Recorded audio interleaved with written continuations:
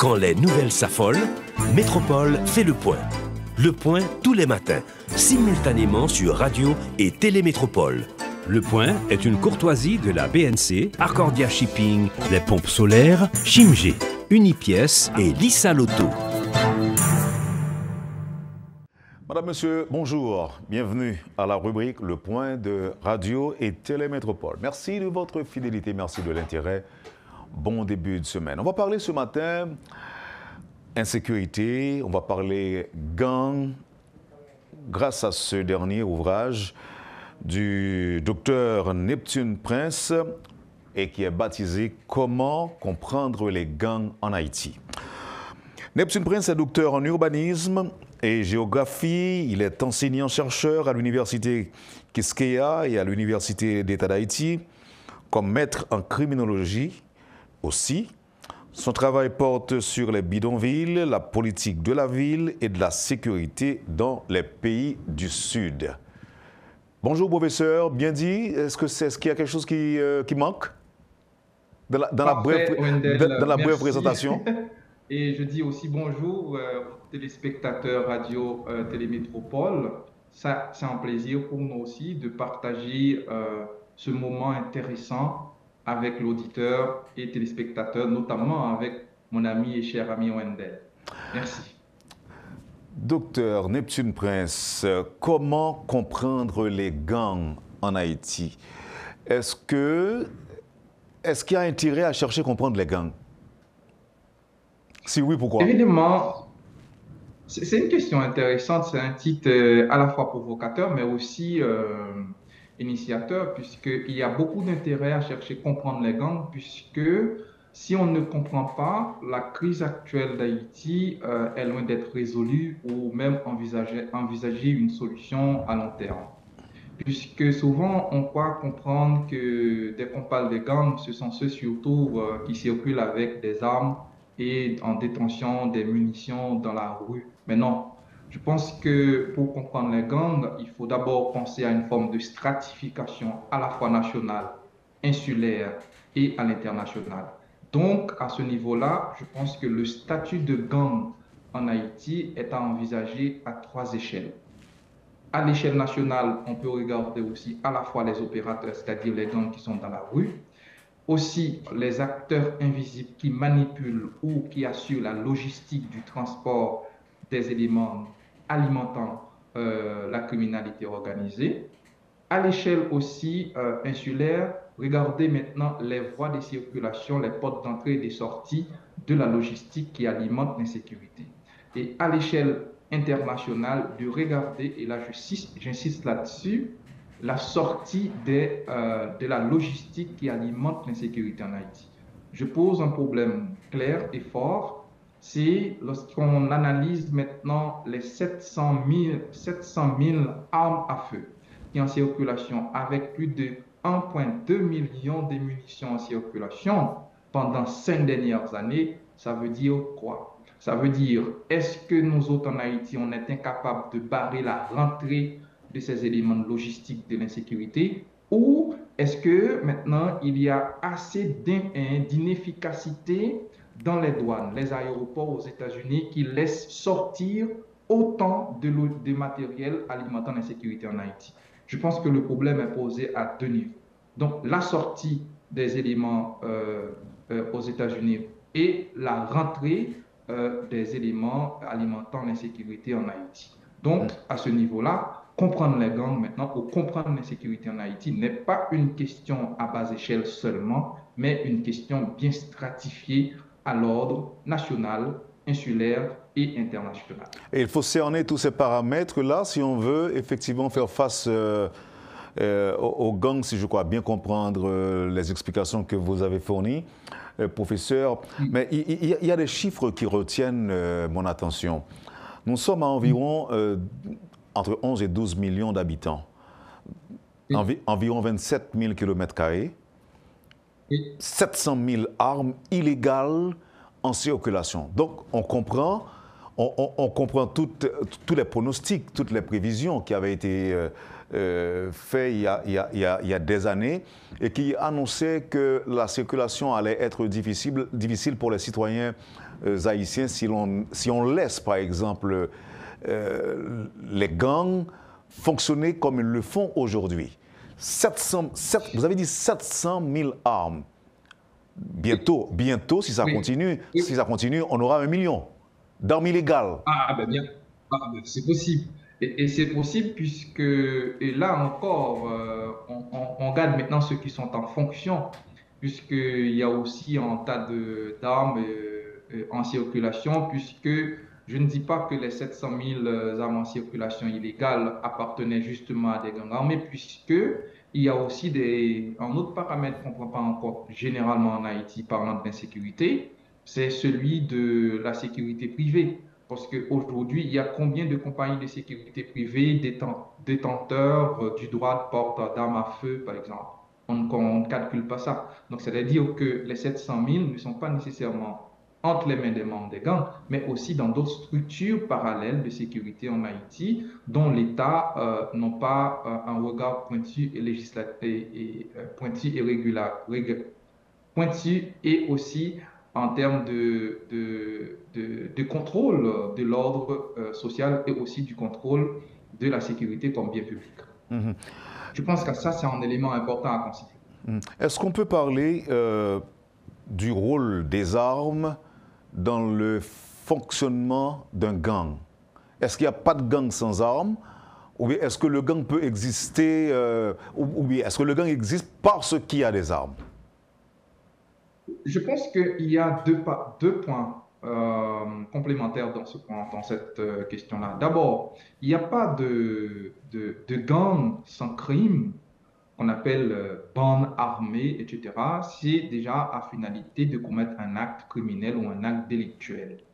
Maintenant, le port d'armes, l'arme devient dans ce cas-là un instrument. Il faut peut-être voir que l'arme n'est pas nécessairement l'arme à feu. Ça commence déjà par l'intimidation, qu'on appelle l'arme de la parole, qui commence à intimider les gens pour voler et faire d'autres formes de transactions ou d'actes criminels. Maintenant, l'arme commence à partir du moment où le gang prend une tournure plutôt mieux organisée et aussi vise à avoir plus d'intérêt ou bien plus de rente criminelle. Maintenant, la question c'est qui les approvisionne en matière d'armes?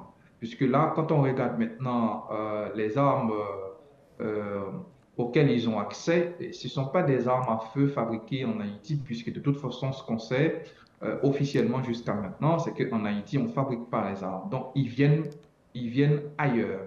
Et maintenant, s'ils viennent ailleurs, il est intéressant de regarder ça de ce point de vue-là, donc de la manière dont ils rentrent et comment ils rentrent, comment ils sortent et comment ils rentrent. Donc, c'est-à-dire que quand je dis ils, ça veut dire à la fois les armes à feu, mais aussi les munitions et aussi d'autres formes de logistique, puisque on ne peut pas considérer seulement les armes et les munitions, il y a d'autres éléments matériels qui rentrent en jeu, par exemple. Et si on regarde maintenant le rapport des Nations Unies, par exemple, le dernier rapport qui fait croire maintenant, à côté de la rentrée des armes à feu en Haïti, il y a un élément fort, c'est l'économie qui y est associée.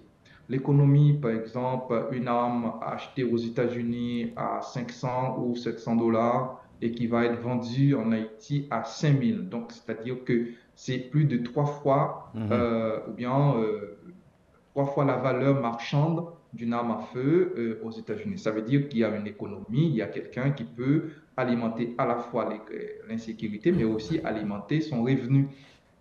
Donc, il y a tout ça à prendre en considération quand on pose le problème des gangs en matière de fournissement d'armes à feu. Mais quand on regarde aussi en Haïti, je pense qu'il y a à la fois une logistique derrière la criminalité, mais aussi il faut regarder cette logistique et qui peut l'alimenter. Ce n'est pas les pauvres. À ce titre-là, je pense qu'il y a un élément fort à penser, c'est la décriminalisation de la pauvreté.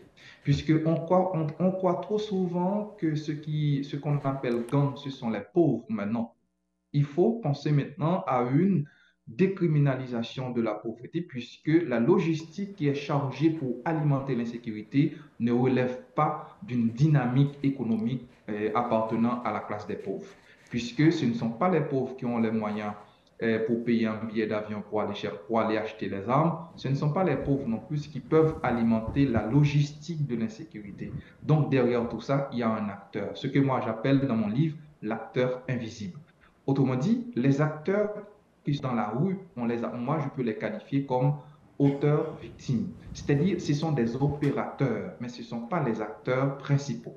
Et à ce titre, pour éradiquer la criminalité en Haïti, il faut aller vers les acteurs invisibles et marcher par une négociation de la paix. Donc, aller vers eux, discuter pour dire maintenant, oui, on en a à vous identifier, on connaît ces vous, mais négocions. Qu'est-ce que vous voulez? Comment parvenir à la paix sociale ou à l'intérêt de... Professeur, et moi, envie, ouais, un point avec vous. C'est pas que je voulais actualiser l'interview, mais je ne connais pas si vous suivez nouvelles sur ce qui passe dans le week-end là, dans le sud du pays. Côté que gagnait une opération de démantèlement de gangs que la police avec la justice menait, yo t'a dit au moins pour Pipiti, il y a 18 personnes qui mourent.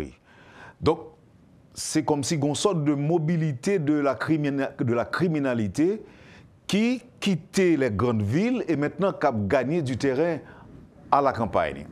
Or, dans le temps, c'était l'arsen, c'était on vole les cabrites, on vole les bœufs. Je dis, c'est une grande criminalité qui a posé tentacule en dehors. Côté que Mouno, c'est terre qu'on cultivé. Mais aidez-nous à comprendre le phénomène ça tous les mêmes.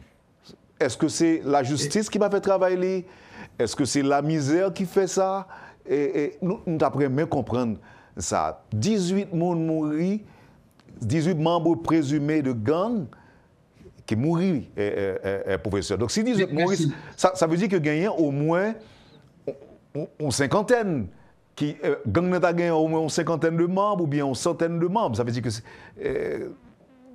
c'est à considérer. Non, moi, je pense, oui. Moi, je pense que sur cette affaire-là, il y a un point intéressant. À cause de l'insécurité et n'importe quoi, il y a un phénomène qui est intéressant qui a privé. C'est ce que couramment on appelle en géographie la ruralisation. Le retour d'une population qui 5 ou 6 ans avant de faire un exode rural et maintenant à tourner à la campagne.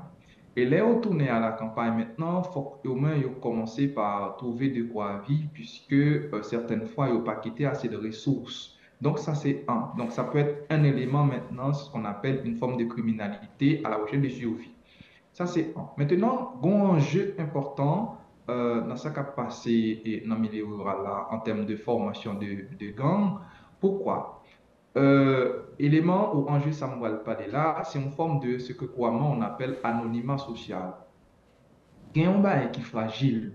Il y a un monde qui commet un crime, non pénalisé, mais là, je regarde la police avec population, quand elle cherche un monde, il y a indexé, il y a un risque de tuer une quantité d'individus innocemment. Parce que dans la société, ce n'est pas toujours une paix. Il y a des haines, il y a des raïssables, il y a des raïssances, comme on capte là. C'est-à-dire qu'il y a des petits conflits qui alimentent au sein de petites communautés comme ça. À tout moment, quelqu'un peut crier « oui, il est là-dedans » ou bien crier « au secours public », c'est ce qu'on appelle « clameur publique ».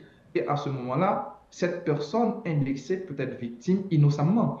Et la fragilité qui gagne dans ça, c'est la reconsidération du vivre ensemble à court terme. Là où on fait une victime de tout ça après, comment vivre ensemble est possible? Ça vient fragiliser. Donc, je pense que c'est ça qu'a fait en milieu rural là, il est plus fragile encore que Port-au-Prince parce que mon a vivre en petite communauté, chaque monde connaît qui est-ce qu'il a, qui ça l'a fait et qui ça l'a fait et qui ça familiarité. Donc, ça veut dire que un élément nous a perdu à la campagne qui c'est ce qu'on appelle la sanction sociale. Pour qui ça? C'était sanction sociale là qui était élément fort, qui était Kembe, ça nous a cabré les paix, ça qu'on t'a cabrelé, vivre ensemble en petite communauté. Parce que les gens dans la famille commettent un tort dans la société. Donc, ou bien pour même 3 ou 4 générations, famille qui a interdit ou remet, placer, vivre ou cotiser mon ça. Parce que dit ou petite intel pas le marier ou bien rester avec petite intel famille volée, ça on va rentrer là-dedans. Famille malfaitée, ça on va rentrer là-dedans. Famille gang, ça on va rentrer là-dedans. Ça veut dire que dans cette petite communauté ça tu es content de gagner propre dispositif de contrôle social.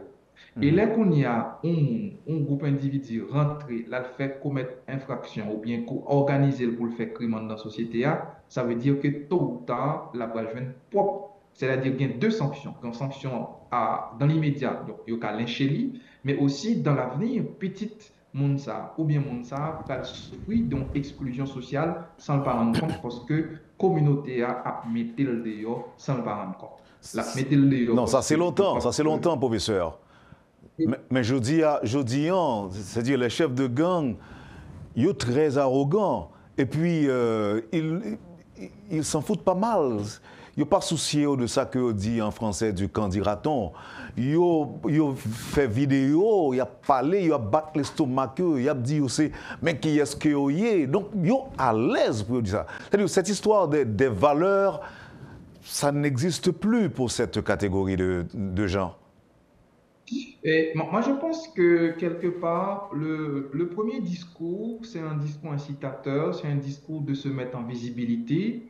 Ce n'est pas nécessairement un discours de passage à l'acte. Par exemple, un chef de gang qui arrive dans un milieu rural et qui commence à se montrer, par exemple, exhiber, je pense que c'est un premier élément, c'est l'élément incitation, c'est un élément de rassemblement, c'est un élément de le mettre en visibilité. Pourquoi? Parce que si on regarde ce qui se fait, par exemple, à Tiburon, à Tiburon hier ou avant-hier, où il y a 17 ou 18 personnes lynchées, et regarde maintenant combien d'armes qu'on a trouvées. On dit dans le rapport, ce que j'ai regardé, c'est 3 ou 4. Donc ça veut dire que forcément, et là on dit des armes artificielles ou autres. Je pense que là, il y a une fragilité dans la société. Donc, on ne peut pas tuer, par exemple, 18 personnes identifiées comme, entre guillemets, appartenant à des groupes armés, où on arrive à récupérer 3 ou 4 armes à feu. Ça, c'est un. Et ensuite, de l'autre côté, je pense que la police aurait dû faire mieux, parce que je vois qu'il y a des gens et des membres du corps de l'ordre accompagner la population pour aller chercher le monde. Lorsque 17 ou tu maîtriser, il y a information, tu as besoin, par exemple, l'autre tuer mon nom, ou fait société à temps en même temps. Parce que ou tu es source information qu'elle t'a kabarou, ou tu es possibilité pour monde qui est victime de tant de justice pour qu'on ait etc. Et aussi ou éliminer appareil judiciaire là qui c'est à établir maintenant vérité sur des actes reprochés tel ou tel individu. Avec la différence, tu as gagné des membres de l'appareil judiciaire qui t'ont accompagné les policiers et qui t'ont accompagné la population en tout soulevé. Si vous considérez les derniers cas que vous parlez là. Oui, justement, tu gagné. Et là, c'est ça qui fait rendre fragile. C'est juste, c'est-à-dire que quand ça a brûlé, un détournement d'usage de l'ordre public. C'est-à-dire que l'ordre public là, qui t'a là pour rétablir l'ordre là, ou elle détourner de fonction, le rétablissement de la paix, c'est lié encore qu'à un élément d'accompagnateur de la violence. Je pense que là, c'est fragile.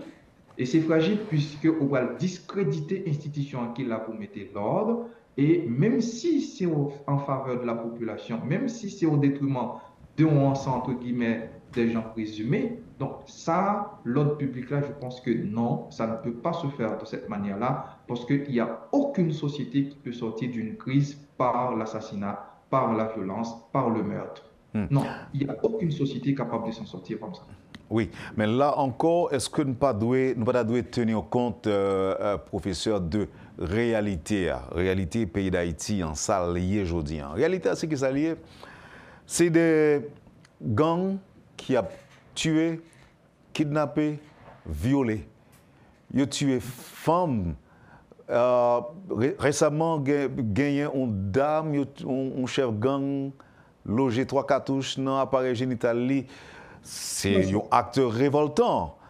là, ensemble de cas, ça, tuer, violer, voler, détourner véhicule, kidnapper, c'est ça l'histoire. OK? Ou gagner la justice qui n'est pas efficace pour toute raison qu'on connaît. Police nationale dans lui-même, yo dit que le pas fait pour bagaille comme ça, pour démanteler les gangs. Et comme conséquence, comme il n'est pas formé pour ça, c'est rarement une semaine passée pour pas attendre que gagne un policier qui a tué.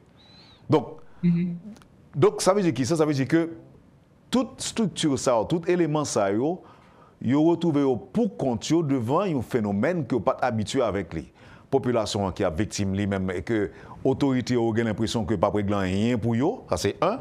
Deuxièmement, ou la police qui t'a dû placer pour combattre gang yo, la police pour qu'on parle, yo tout chaque jour, yo coupe tête policier, gang qui disparaît, yo boulé tout.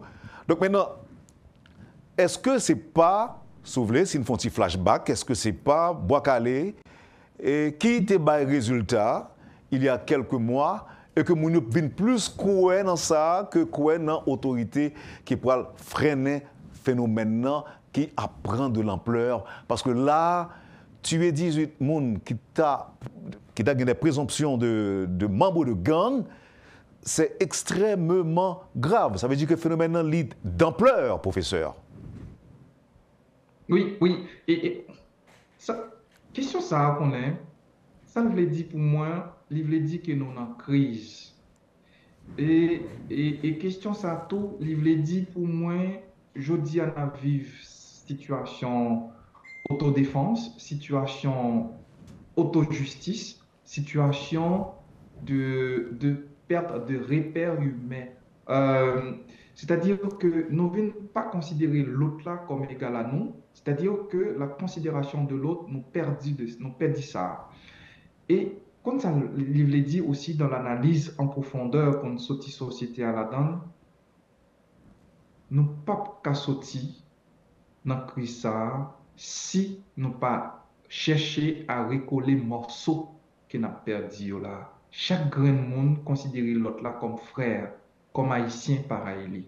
Quel te policier, quel te criminel là, c'est là qu'on a privé. Et considération ça, et dans le livre moyen d'ailleurs, dans la conclusion du livre là, nous posons là-dedans. C'est comment sortir dans une situation de chaos total pour vivre en situation de vivre ensemble dans une logique de paix durable. Et cette paix-là, professeur, doit être négociée et le pardon public doit être envisagé. En tourner avec ça dans pause là, non? Ok, parfait. Avec les. Merci encore une fois, professeur Neptune Prince. Je rappelle que vous êtes avec nous à l'occasion de la sortie de votre ouvrage « Comment comprendre les gangs en Haïti ». On observe la pause et à tout à l'heure. Le Point est une courtoisie de la BNC, Arcordia Shipping, les pompes solaires, Chimgé, Unipièce et Lissa Loto. Bienvenue à la deuxième partie de la rubrique Le Point de Radio et Télémétropole. Notre invité ce matin, le professeur Neptune Prince, à l'occasion de la parution de son dernier ouvrage « Comment comprendre les gangs en Haïti ». Il y a des gens qui étaient capables de dire nous sortis par le Prince, pendant qu'on a parlé de gang, nous avons juste ce petit bureau, nous sauter Mariani, comme si Mariani pas représenté un gros handicap dans le fonctionnement de la société ou bien dans le fonctionnement du pays. Non, effectivement, Mariani représentait ces piliers, un pilier et produits agricoles ou bien vente de consommation à petite échelle en Haïti. Moi, un article et un chapitre dans le livre là, nous parlons des positionnements des chefs de gang par rapport à des lieux stratégiques. Et là, d'un côté, nous analysons par rapport à l'histoire des mines dans le pays, d'un côté, nous analysons par rapport à des économies à petite échelle, et pas oublier que Mariani, par le positionnel, c'est en face de Léogane qui, pendant 5 dernières années, c'était un pôle important, qu'on appelle pôle socio-économique important. Donc, on regarde bien de gros magasins, de petites entreprises qui ont émergé dans les organes. Donc, ça veut dire que c'est un élément important. Et là, on regarde Mariani, donc quoi des beaux salles disparaissent, Donc, c'est Mariani qui est censé l'autre pôle qui t'a émergé tout produit alimentaire qui t'a sorti Grand Sud là. Donc, les coupés. Ça veut dire qu'au cœur de Port-au-Prince, donc derrière maintenant, des chefs de gang à Mariani, il y a aussi une stratégie. C'est ça que fait pas dit localisation, moi dit positionnement. Ça veut dire que les chefs de gang l'ont choisi à l'un côté, gagnent des acteurs qui bien réfléchissent, qui disent c'est là pour positionner. Le mot positionner, ça veut dire c'est un élément stratégique en termes d'action criminelle. Donc ça, c'est un point important à considérer, c'est-à-dire qu'en termes d'organisation des actions criminelles. Et si nous quittons ce qui se fait, par exemple, Mariani, regardez bien logique là, Mariani, c'est une petite communauté. Et nous allons aller regarder Tibiron. Si nous quittons Mariani, aller Tibiron dans l'autre extrémité, à le fragiliser, vivre ensemble dans une petite communauté. Après, on pensait que les sortis quitter la ville locale pour salut pour aller vers un point extrême. Là, c'était au moins attaquer le monde rural dans sa valeur et aussi dans sa tranquillité. Je pense que il y a trop d'espace, il y a trop, j'en dis là, il y a trop de ponts sautés pour arriver jusque-là. C'est peut-être à regarder et comprendre stratégie qui est développée par les acteurs invisibles pour le positionner en l'autre gang dans une zone très stratégique en termes de positionnement maritime. Oui, on parle de stratégie, on parle de positionnement stratégique.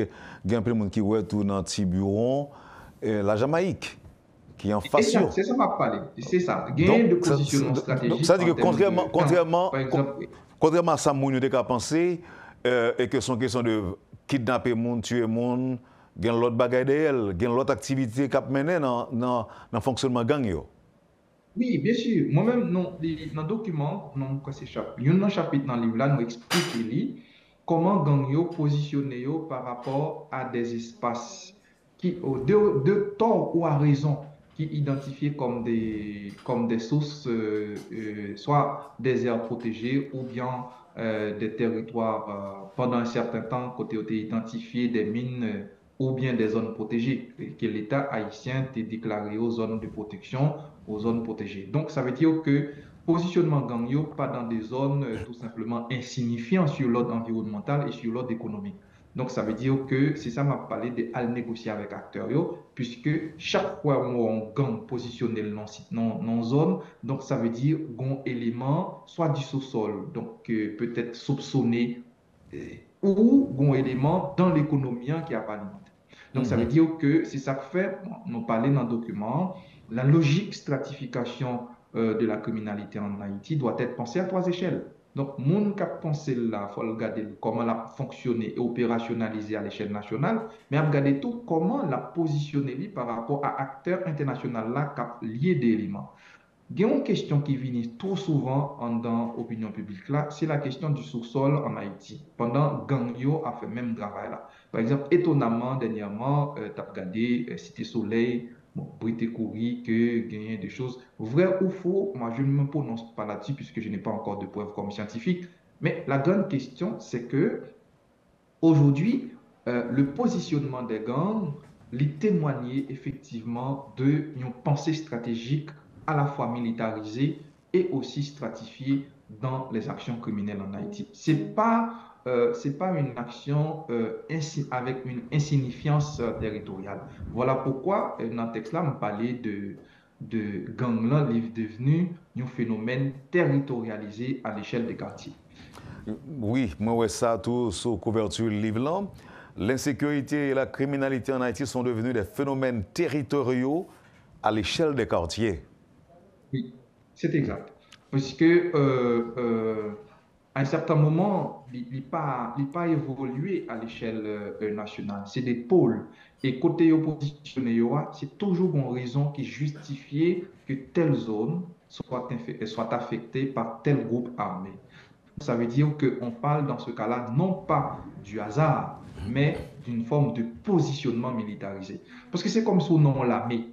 L'armée, elle n'a pas attaqué dans une zone, elle a attaqué en fonction d'un positionnement géographique et positionnant le plan, il faut calculer en fonction d'une stratégie de calcul, soit de défense, soit de contre-attaque. Eh bien, c'est même ça qui a passé dans l'association criminelle là. Là, un groupe armé positionné dans une zone, donc, si son acteur qui a positionné, qui dit c'est là pour l'attaquer, c'est là pour le faire, donc ça veut dire qu'on a une raison géographique, qu'on a une raison économique, qu'on a une raison politique qui fait que c'est là pour le positionner. Parce que c'est peut-être ça qui a plus résultat à que ça ait visé à long terme. Donc, ça veut dire que le positionnement des gangs a une importance capitale aussi pour comprendre l'enjeu sécuritaire en Haïti actuellement. Est-ce que vous aurez été quoi en tant que chercheur? Est-ce que vous croyez qu'il y a possibilité ou qu'il y a moyen d'éradiquer gang en Haïti? Si oui, Oui, il y a d'après vous, moyen. si oui, comment? Il y a moyen pour éradiquer gang en Haïti. Moi-même, penser déjà au pas qu'à éradiquer totalement criminalité ou violence dans mon pays, puisque ça n'existe nulle part. Quel que soit le pays, il y a là, je dis, la vivre avec un seuil d'acceptabilité de la criminalité. C'est ça qu'on a cherché. C'est joindre comment pour pays à vivre avec un minimum de violence qui rend que paix sociale possible, le vivre ensemble possible. Donc ça, c'est ça qu'on a cherché, puisque de toute façon, le crime ou la violence est un phénomène normal de toute société, puisque nous tous pas qu'à vivre à même degré d'acceptabilité de l'autre comme humain. Ça, c'est un. Maintenant, comment pour éradiquer ça? Je pense qu'il y a trois éléments pour éradiquer. D'abord, comprendre mon yo, et comprendre, identifier acteurs yo, et là, fin identifier acteurs yo. Parce qu'il y a moyen pour identifier yo. Et il y a un élément fort pour identifier acteurs qui impliqués dans la criminalité en Haïti, c'est Conatel. Puisque, que vous voulez ou pas voulez, l'information passe par les éléments techniques en Haïti. Parce que il n'y a pas de moyen pour faire réunion nocturne, il n'y a pas de moyen, de toute façon, mise en réseautage la faite par le téléphone. Donc, Conatel aujourd'hui qui a gagné un contrôle. Moi-même, je vous donne un exemple simple. Aujourd'hui, dès que j'ouvre mon téléphone, je suis sûr et je sais au Canada, dès que j'ouvre et je parle dans mon téléphone, je suis à l'écoute puisque mon statut, j'écris sur des choses sensibles. J'écris sur la sécurité, j'écris sur la criminalité, je fais des conférences sur la criminalité. Je suis sûr que je suis à l'écoute et aussi je suis devenu aussi un personnage important pour la diffusion de l'information. Donc, Mais oui, c'est aussi pareil.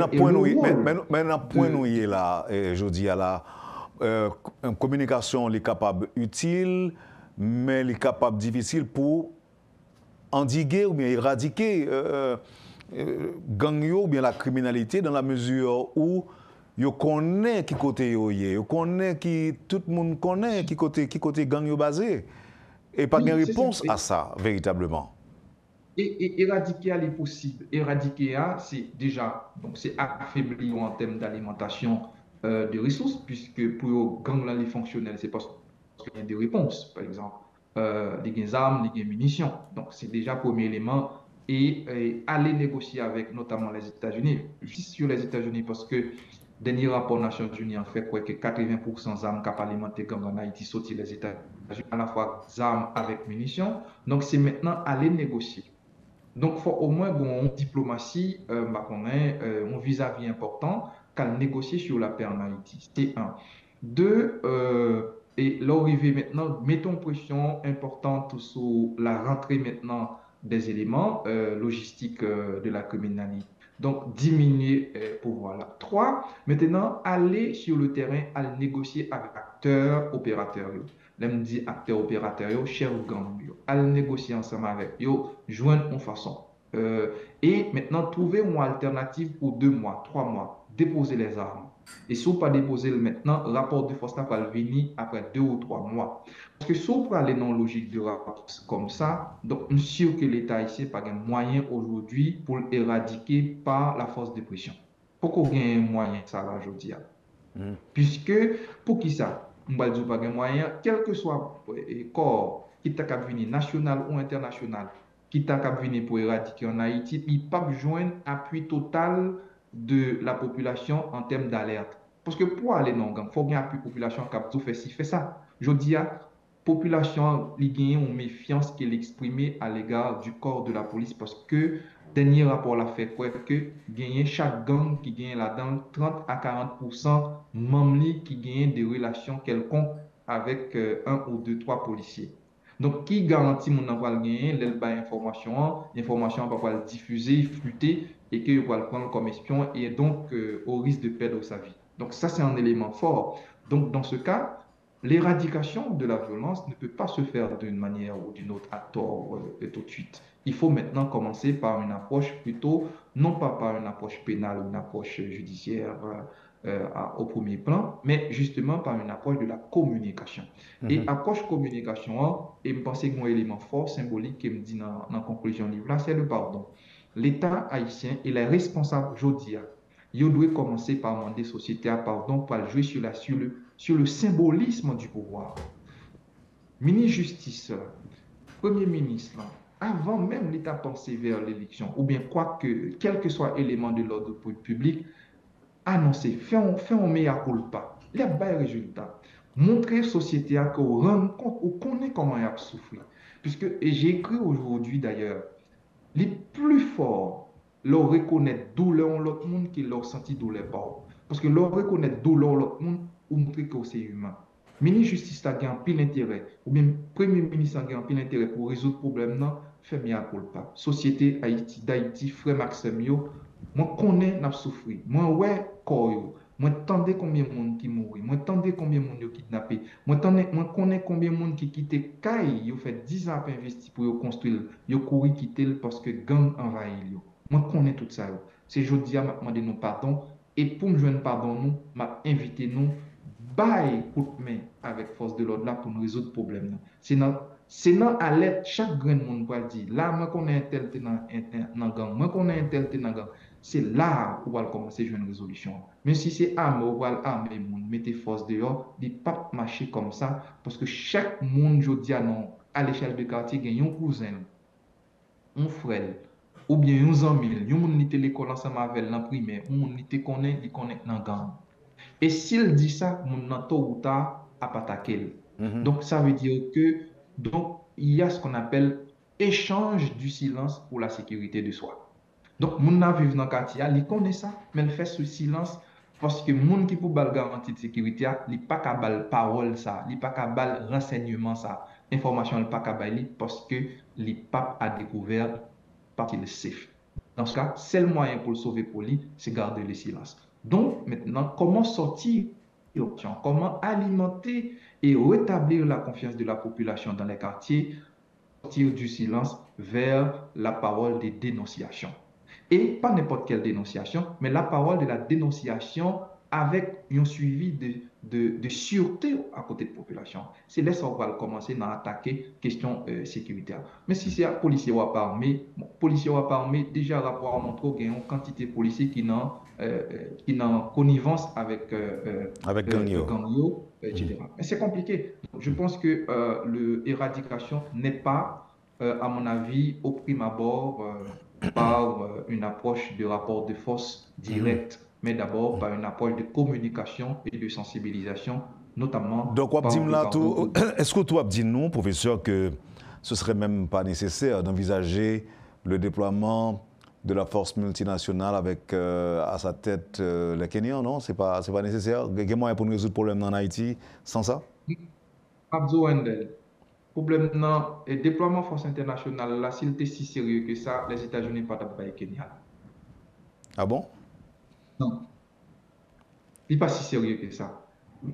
Non, faut pas connaître si nous prenons un enjeu géographique là. Nous voyons là sur notre sujet là. Et les enjeux géopolitiques aujourd'hui d'Haïti par rapport à l'échelle caribéenne. Donc, je pense que s'il était plus sérieux, peut-être que nous pas prendre l'expression, et je le cite là j'ai écrit un autre ouvrage sur la réaction sociale en Haïti, je suis un peu bien avancé. Au songez, il n'y a pas longtemps que le chef diplomatique américain en Haïti dit les interventions, les paroles tournent en rond. M'insister là-dessus, il te dit dans les médias. Donc, ça tourne en rond. Ça veut dire que si les États-Unis t'es décidé et t'es pris ça plus au sérieux et que la question d'Haïti a fait partie de gros enjeux géopolitiques de la politique extérieure des États-Unis, il n'est pas à aller en Afrique.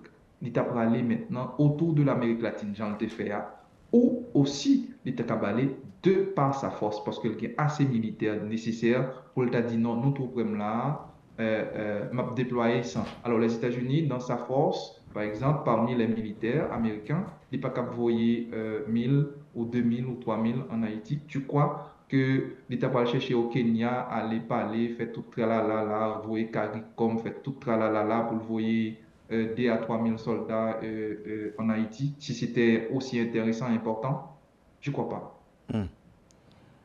Et là, si vous parlez avec Haïtiens pour dire que prends-tu au sérieux eux-mêmes, ça doit dire. Bien sûr, bien sûr, c'est ça le premier point. Parce que moi, je j'étais dans une réunion avec des trois acteurs politiques importants. Moi, je dis que le Premier ministre n'a rate une chance. Il rate une chance pour le joindre le prix Nobel de la paix avec Haïti. S'il était plus éclairé que ça, il était moyen pour le faire en politique et jouer dans jouer insécurité à Jodia pour prendre le prix Nobel de la paix. Mais peut-être que l'IA n'est pas assez intelligent sur ce point-là pour jouer là, pour sortir vivant et sortir aussi avec dignité et mener nation vers des grandes choses.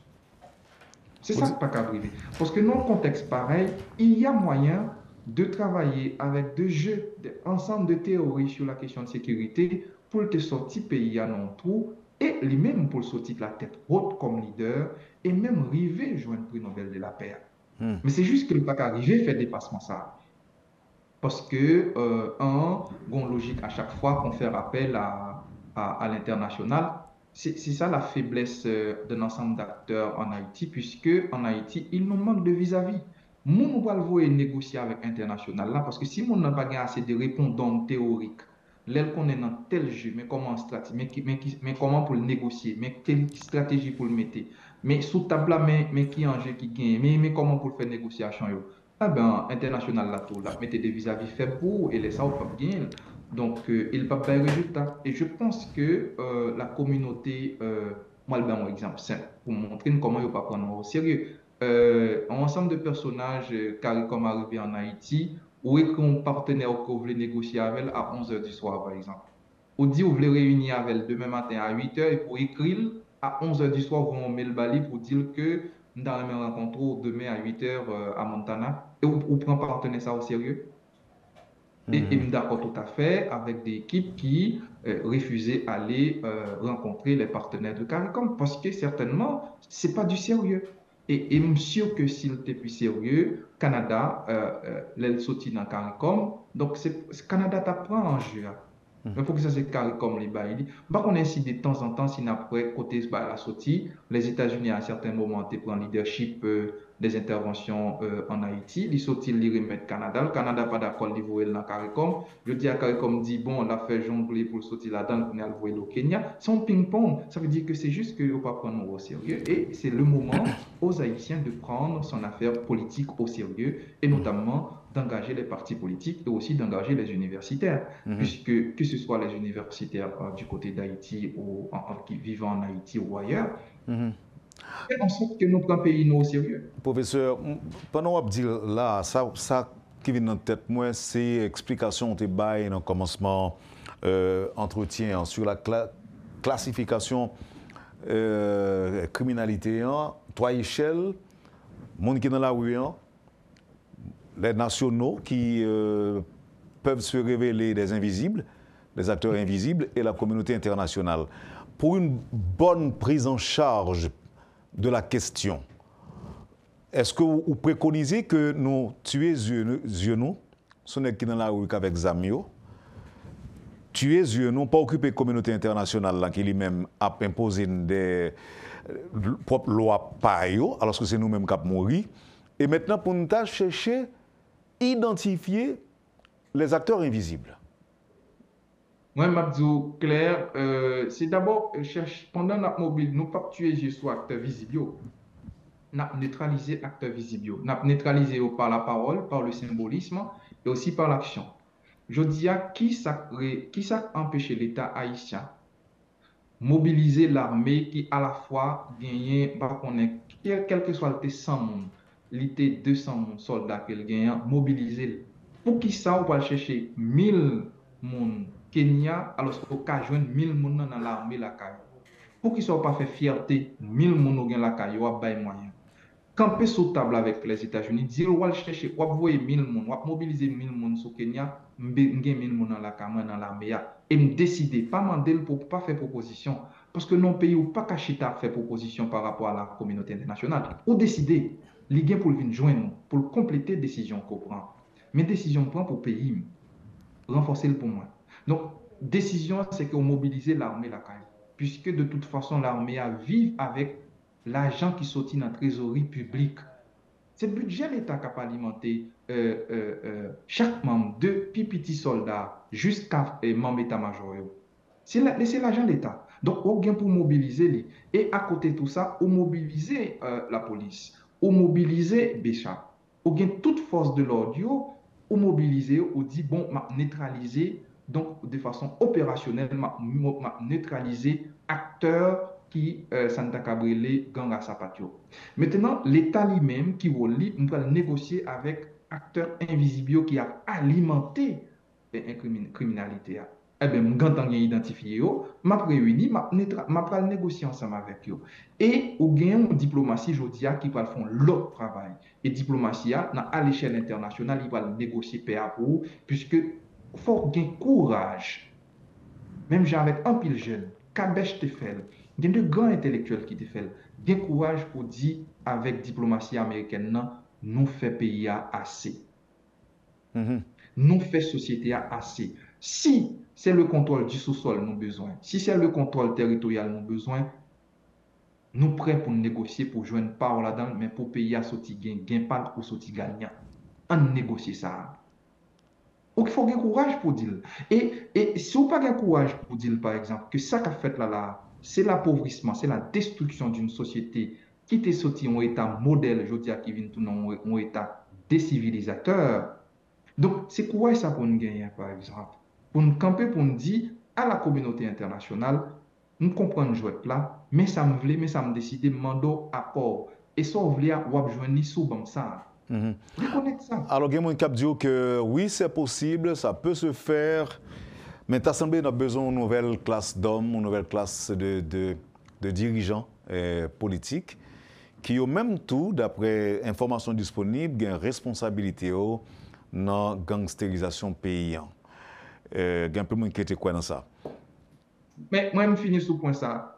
Wendell. Effectivement, on ne va pas parler des nouvelles classes politiques parce que nous n'avons pas gagné aujourd'hui.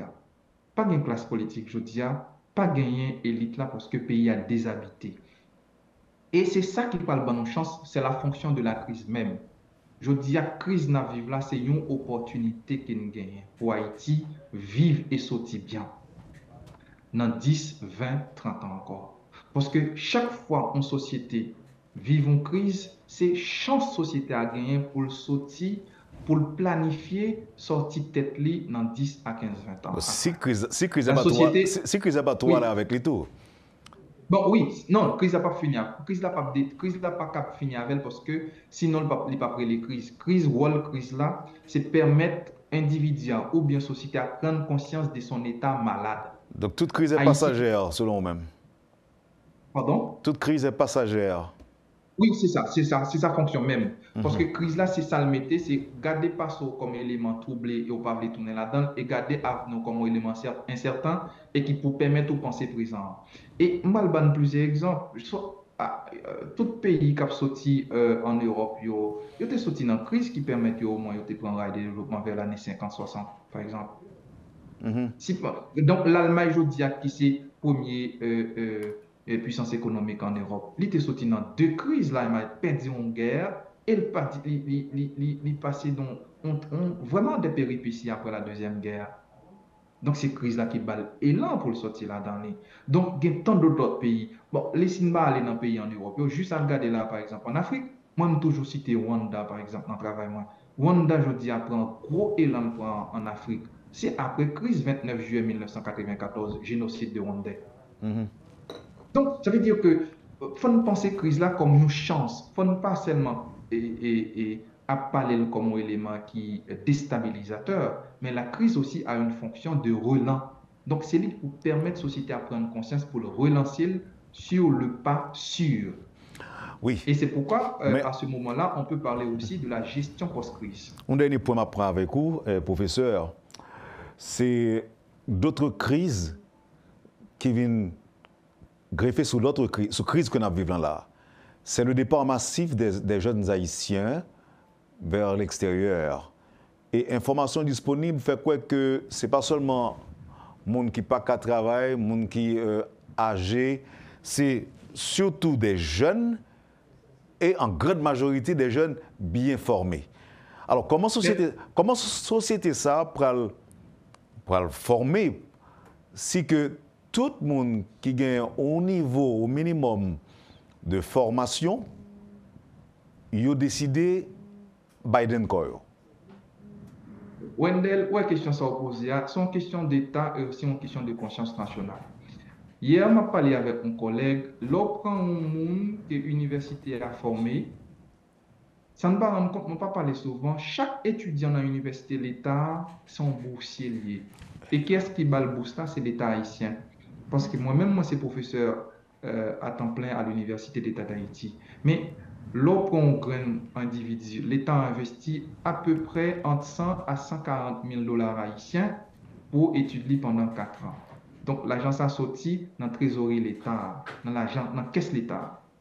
Et individu, donc c'est un investissement.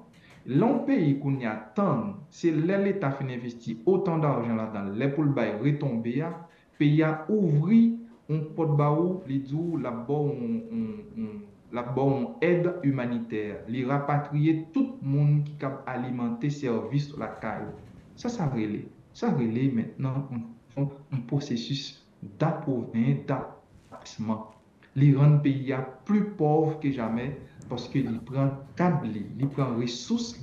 C'est ça. Et à ce moment-là, je pense que le programme Biden, ça ne pas en Haïti, c'est ce que moi-même j'appelle le jeu du hameçon et du poisson. Ils ont créé un trouble, après trouble là, comme si on nageait dans l'eau et pour un morceau pain ou bien si on pêchait ou on vêtait et pour aller manger comme poisson. Mais c'est faux. Et dès qu'on prend, le rattraper. C'est exactement le jeu qui se fait aujourd'hui avec le programme Biden. Le jeu du poisson et de l'hameçon. Mais il fragiliser à la fois l'individu, mais aussi il fragiliser le pays d'origine et le pays d'accueil. Il va le bénéfice pour le pays d'accueil là, parce que il va le joindre de monde qui n'a pas investi dans eux et qui juste pour alimenter l'économie tant par le travail et par les taxes. Et aussi, pas oublier que mon yo pas aller de main vide, là y aller avec un minimum de petits économiques et au gagné en Haïti, yo parti avec. Donc, qui devient plus pauvre? C'est le pays d'origine, puisque yo débarrassé lui de tout ça gain comme ressources humaines pour le fonctionnement des services. Et à ce niveau-là, je pense que au-delà des actions criminelles, donc, il y a aussi une sorte de dynamique d'appauvrissement total du pays.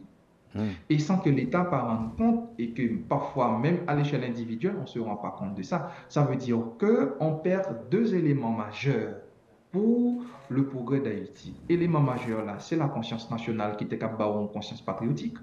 C'est-à-dire que mon yo, à l'échelle individuelle, il ne vient pas quoi dans le pays encore. Pas rien aujourd'hui on cap parler là pour jeunes pour Kimbel là. Pas qu'on ainsi dernièrement pour être côté toute université t'a fait à l'aide de crise. L'université qu'est-ce qui a fait à l'aide? L'université de Port-au-Prince fait à l'aide. L'université d'État d'Haïti fait à l'aide. On ne peut plus fonctionner comme ça parce que il manque de main-d'œuvre, il manque des étudiants, il manque d'enseignants, il manque de moyens. C'est ça déjà la mort. Et il y a un chapitre dans un ouvrage que je suis en train d'écrire pour l'instant encore, que j'appelle Déshabité. C'est ça, la conséquence. L'on pays déshabité, que devient le territoire dans ce cas? Est-ce que le dernier rapport, Banque mondiale, c'était en 2000 bientôt, qui était fait quoi que Haïti, entre quantité de monde qui formé entre licence à doctorat, il y a dans 85% là-dedans qui est à l'étranger. 15% qui est Haïti, je dis à majorité partie. Est-ce qu'on pense à un pays qui a fonctionné avec 1% des ressources formées? Main-d'œuvre, mais non, on ne peut pas. On va finir, professeur, avec une dernière question. La vente signature, c'est quand? Le 19 décembre, la merci, vente, la vente signature. ou Le les 19 ventes? décembre, il y a une vente signature à Montréal de mon livre. Et en février prochain, il y a une vente signature à Port-au-Prince. Et le livre sera disponible en livre en folie de l'année prochaine. Est-ce que ce sera Donc, le même 19 prix? décembre, 19 décembre à Montréal. Il y aura une conférence aussi lors de cette vente signature. Et m'pas dire l'IEA, c'est parce que m'pas voulais fragiliser la situation pour l'instant, mais en petit réseautage, je commence à diffuser et à indiquer les lieux. Il y a aussi une vente signature prévue pour Port-au-Prince en février. Et le livre sera au grand public à partir de Livre en folie de l'année prochaine. Mais tout est déjà mis sur pied pour la vente signature et la diffusion de l'ouvrage au complet. Le prix? Le prix, pour l'instant, ça reste au niveau de 50 $ canadiens ici. Et pour Haïti, c'est sûr que bon, il n'y a pas de subvention. Je pense que ça peut aller entre 30 à 40 $ pour l'instant sur Haïti. Mais au Canada, 30 à 40 $ américains pour Haïti. Au Canada, c'est 50 $. Donc, nous encourageons les étudiants à bien comprendre les gangs en Haïti. Et effectivement, il y a 3 approches dans le livre et il y a 3 publics notamment. On a parlé avec étudiants en criminologie, étudiants en sociologie et en anthropologie, et étudiants en Sciences Po aussi, étudiants en sociologie, étudiants en droit et aussi étudiants en géographie et urbanisme, puisque le livre, c'est à la fois une approche interdisciplinaire et aussi une approche, comment je pourrais dire ça, à la fois croisée, puisqu'on regarde ça dans l'angle vertical, mais aussi on fait un croisement dans l'angle horizontal pour regarder le phénomène dans une dimension plus complète. Mais sauf que je peux aussi évoquer, il y a un point qui n'est pas abordé dans le livre, c'est la réaction sociale. C'est pourquoi je donne un tome 2 pour étudier le phénomène de la réaction sociale contre l'insécurité en Haïti. Réaction sociale de l'ordre institutionnel, par exemple l'État, la société civile, réaction sociale à l'échelle individuelle, par exemple, et à l'échelle individuelle, je travaille sur un projet sur la défense de l'architecture de la défense, où j'essaie de voir maintenant le coût des logements face à l'insécurité en Haïti, côté mur avec clôture, barrière, côté presque moitié caille. Donc, ça veut dire un caillou individu qui a fait en Haïti, il vaut plus comme que un caillou, même monde ça a fait aux États-Unis ou au Canada. Donc, ça veut dire que non pays dit pauvre, dans ce cas-là, le coût d'une construction est beaucoup plus cher que le coût de construction dans un autre pays, puisque clôture là avec barrière. On entend des gros même dans l'entretien fait, une barrière coûtait jusqu'à 1 million de gouttes. C'est haut quand même. Merci, professeur. C'est un plaisir pour nous déguer en matin. Nous souhaitons succès et bonne chance avec ce nouvel ouvrage, Comment comprendre les gangs en Haïti. Merci. Bonne chance. À bientôt. Merci Wendell et merci à tous les téléspectateurs de la radio et télé Métropole. Ça a été un plaisir d'être avec vous. Le plaisir est partagé. Vous avez suivi, madame, monsieur, la rubrique Le Point de Radio et Télé Métropole. Notre invité ce matin, Neptune Prince, docteur en urbanisme et géographie, enseignant-chercheur à l'Université Quisqueya et à l'Université d'État d'Haïti. Comme maître en criminologie aussi, son travail porte sur les bidonvilles, la politique de la ville et de la sécurité dans les pays du Sud. Le titre de son ouvrage, c'est « Comment comprendre les gangs en Haïti ». Merci, madame, monsieur, de nous avoir suivis. Passez une bonne journée. Je vous souhaite une bonne semaine avec Métropole et à demain. Quand les nouvelles s'affolent, Métropole fait le point. Le point tous les matins, simultanément sur radio et Télémétropole. Le Point est une courtoisie de la BNC, Arcordia Shipping, les pompes solaires, Chimgé, Unipièce et Lissa Loto.